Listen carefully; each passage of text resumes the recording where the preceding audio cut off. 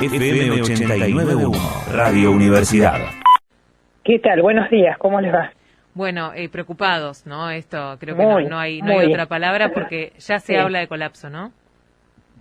La verdad que la situación este año es diametralmente opuesta a la del año pasado.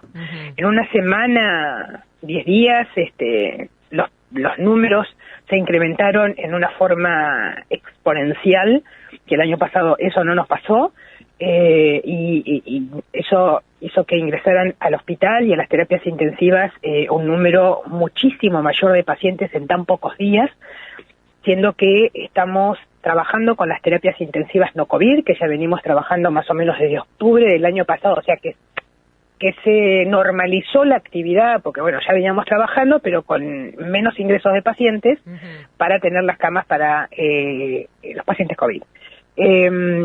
Luego, cuando empezaron a bajar el año pasado, bueno, obviamente se puso a pleno, digamos, el trabajo en las terapias intensivas no COVID, se volvieron a realizar las cirugías que se habían ido posponiendo, se volvieron a reprogramar otras volvieron los pacientes con trauma, que lamentablemente cuando hay movilidad eso no sucede. Bueno, así que las terapias intensivas no COVID están más o menos como siempre, con las ocupaciones siempre, que van entre el 60% y el 80-90%, dependiendo de las instituciones, y fundamentalmente las instituciones de alta complejidad, que son las que reciben derivaciones de pacientes más complejos. Entonces las terapias intensivas están con mayor ocupación de cama, bueno, etcétera, etcétera, es decir, cosas propias locales.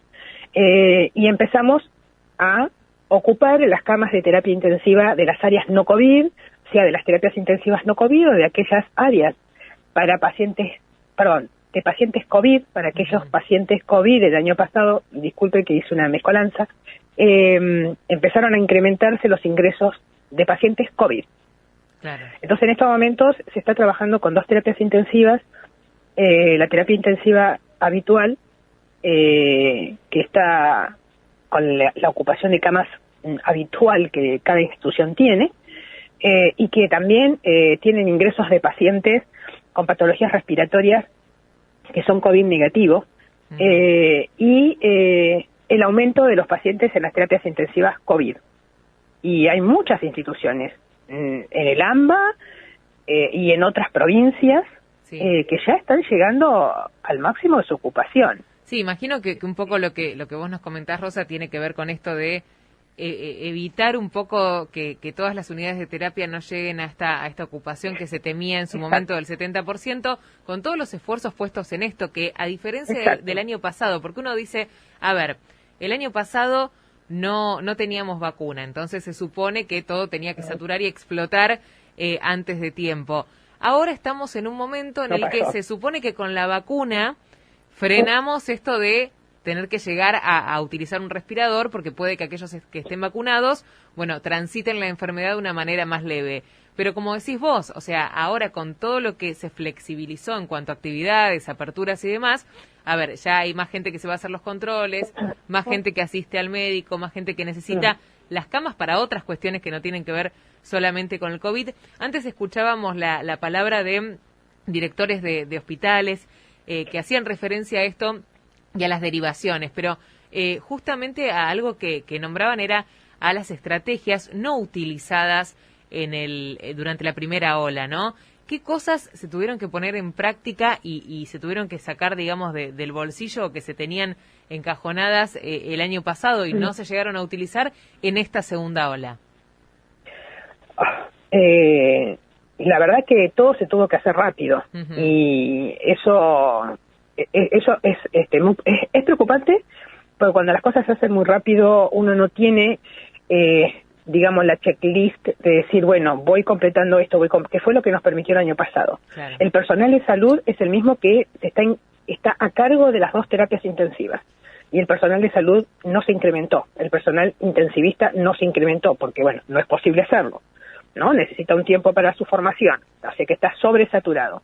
Menos personal, porque hay personal que está infectado y no está pudiendo volver a trabajar, porque este virus a veces tiene una recuperación más larga. Lamentablemente otros fallecidos. Se están reuniendo los equipos de crisis para ver cómo se vuelve nuevamente a determinadas prácticas, ver qué cirugías se pueden ir posponiendo, pero todo esto lleva un tiempo, ¿no? Porque uno no puede decir, hoy suspendo la cirugía. No es así. Uno tiene que ir haciendo una programación, que eso nos dio tiempo el año pasado. Pacientes que están en terapia intensiva común, que se vayan recuperando y se puedan dar de alta de la terapia intensiva a las salas, eso también lleva un tiempo, que las salas que en este momento están realmente con mucha ocupación con pacientes COVID y no COVID, o sea, tienen también los dos tipos de pacientes, digamos, también tienen que tener un ritmo de giro cama, y eso necesita un tiempo. Es decir, la verdad que lo que estamos haciendo ahora es tratando de correr un poco detrás de esta ola, y eso sí nos preocupa, porque esto atenta a la calidad, y es lo que no queremos. Obviamente nosotros vamos a seguir atendiendo, nosotros estamos ahí, cada uno de los colegas está en el lugar donde tiene que estar laburando, las horas que tiene que laburar, pero bueno, la situación ahora es mucho peor que el año pasado por esto, no solamente por cómo se está desarrollando en un pico exponencial impresionante, sino que no está permitiendo la organización un poquito más adecuada y un poquito más controlada del sistema de salud.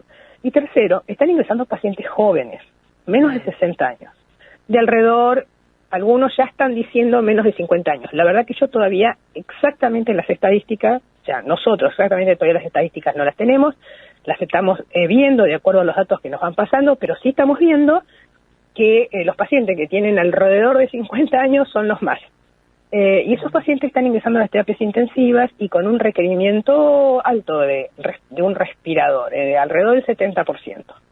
Y es la población que está siendo menos vacunada, digamos, y además es la población que está en la calle, por los motivos que fuere, porque ha salido a trabajar o porque ha salido a tener actividades recreativas, por los motivos que fuere. Es la población que está en la calle. Entonces esa población se tiene que cuidar y nos tenemos que cuidar todos, porque todos tenemos que seguir con los protocolos, porque todavía la vacunación le falta para vacunar al menos al 40%, 50% de la población. Claro. Rosa, ¿qué tal? Tavo Sibreiro, te saludo. ¿Cómo estás? Bien, abro un bien. paréntesis, una suerte de, como diría Cerati, un sorbo de distracción, ¿no? Cierro. Me encantó tu nombre. Rosa Reina, me encantó. Así como una heroína.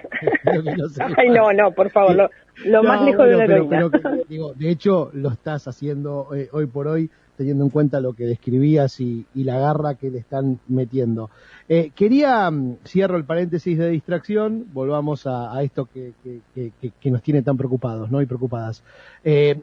Al tema de porcentajes, ¿no? A veces cuando uno dice, no sé, en este hospital estamos en un 70%, digo, quizás eso significa, en términos reales, 3 camas, 2 camas, ¿no? Digo, ¿bien? Claro. Como para ponerlo bien sobre el llano, la cuestión. Sí, lo podemos expresar en números absolutos, o lo podemos expresar en proporciones o porcentajes, que es con lo que habitualmente nos manejamos un poco más, pero entendemos que quizás la gente no entienda los porcentajes. Es lógico, digamos, estas son cosas del manejo de cada situación, de cada especialidad.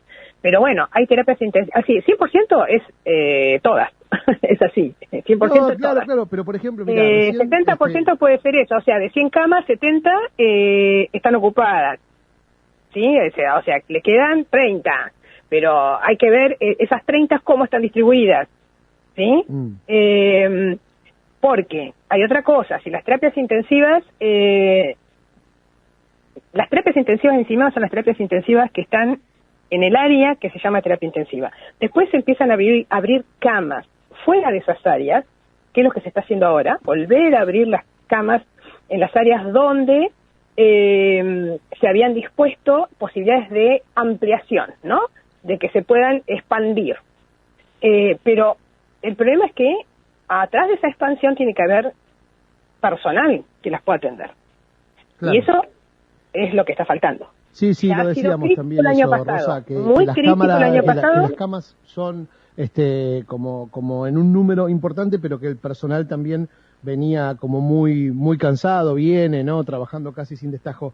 Por ejemplo, recién acabo de recibir un comunicado, ¿no? De el municipio de Moreno, yo vivo ahí, ¿no? Que en Moreno quedan 14 camas, claro, nada más. Bueno, millones de personas viviendo en Moreno, millones Exacto. de personas, o cientos de miles, mejor dicho, de personas viviendo en Moreno, y 14 camas nada más. Digo, Claro. perdón que insista con esto, ¿no? Como para No, pero traerlo es bien que al es piso. así, y decir, es "Che, así. quedan 14", Cuando uno dice, claro, cuando uno dice tal jurisdicción o tal municipio o tal provincia, es decir, independientemente de qué estamos regionalizando, de qué estamos hablando, cuando decimos esto, 14 camas de 100 o de la cantidad que fuere, está en el 86% de ocupación. ¿Sí? O sea, le queda solamente 14, o sea, le queda solamente camas. 100 le quedan 14 camas.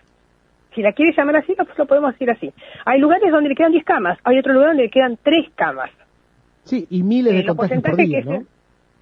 claro, los porcentajes que por ahí se dan a veces más generales y más de las jurisdicciones y no tanto de una institución en particular, porque por ahí una institución no tiene ya más camas y otra institución le quedan 14 camas, entonces empieza a ver el traslado entre una institución y la otra, que eso es lo otro que se está haciendo ahora, que la verdad que el año pasado traslado prácticamente no se hicieron, fueron muy pocos en un periodo muy corto de tiempo, y fue un poco más al final, ya cuando, digamos, al final del pico, digamos, del año pasado, pero prácticamente se hicieron muy pocos traslados, y ahora se está hablando ya desde el comienzo de traslado. El año pasado, obviamente, ni hablábamos al comienzo de traslado. Y eso es otra cosa, ¿no? Y vio cómo estaba el sistema de traslado, porque el sistema de traslado no es así subir un paciente a una ambulancia, arrancar y llevarlo.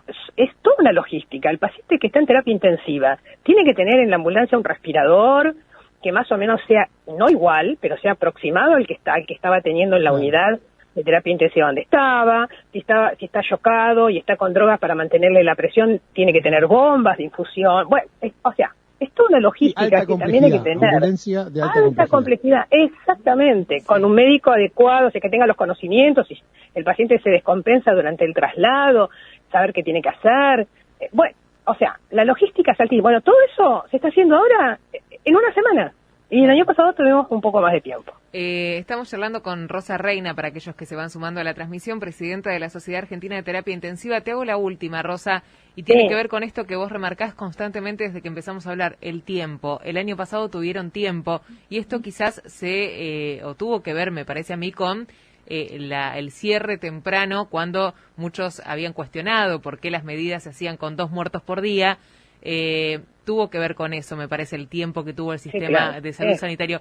¿Qué crees ahora que con esto que se está charlando sobre nuevos cierres totales, nuevas medidas, crees que esto puede favorecer al sistema de salud? Sí, porque en este momento hay que disminuir el número de personas contagiadas y que tengan que ingresar al sistema de salud, que en este momento realmente está en un sistema muy estresado, muy... a ver, hay algunos lugares donde están al borde del colapso, y yo lo voy a decir. La verdad que el año pasado nunca pensamos que podíamos colapsar, obviamente lo teníamos presente, pero la verdad que veíamos cómo venía el sistema de salud, cómo venía el ingreso de paciente, el egreso de paciente, y sabíamos que no íbamos a colapsar. Claro. Y de hecho no colapsamos, salvo alguna institución así puntual que se vio saturada, pero saturados sí, pero colapsados no. Pero este año tenemos terrible temor de que el sistema colapse, por esto que le estoy comentando. Entonces, todo lo que evite que podamos llegar a ese punto, son bienvenidas las medidas. Algunas son muy antipáticas, otras son más o menos. Lo que pasa es que en el medio de todas estas medidas hay que mantener los protocolos, hay que guardar el distanciamiento, hay que usar el tapaboca nariz, hay que ventilar los ambientes. No tenemos otra cosa hasta tanto se logre vacunar un porcentaje mínimo de la población para tener una inmunidad de la sociedad. Y hay que hacerlo así, porque el colapso significa no tener cama para nada, pero para nada es. Si tiene un dolor de panza, no va a poder ingresar. Claro. Eso es colapso. Sí, totalmente. O sea, no COVID, no solamente COVID, sino que no te vas a poder atender ni siquiera para una apendicitis. Claro, sí, hay que cuidarse Eso de es todo colapso. el resto, porque ya Claro. el miedo de caer en un centro de salud por cualquier cosa, ¿no? Me parece que está en Claro. vilo ahora. Exactamente. Rosa, te agradecemos mucho la comunicación. Esperamos en algún momento volver a charlar con vos, pero por una buena, ¿no? Porque esto empiece a controlarse y porque estas medidas, si es que llegan, realmente sirvan para controlar el sistema de salud. Te agradecemos mucho la comunicación. Muchísimas gracias a ustedes. Desde la Universidad Nacional de La Matanza, Radio Universidad FM 89.1. Siempre cerca.